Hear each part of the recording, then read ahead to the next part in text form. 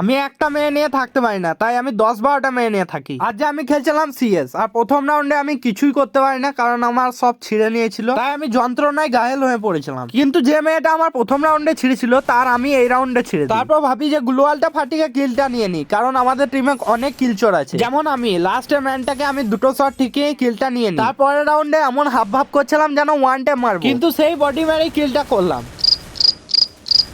তারপর রাউন্ডে আমার সিচুয়েশন হয়ে গেছিল 1v3 এর, কিন্তু আমি একটা ম্যানকে মেরে হেগে ফেলি।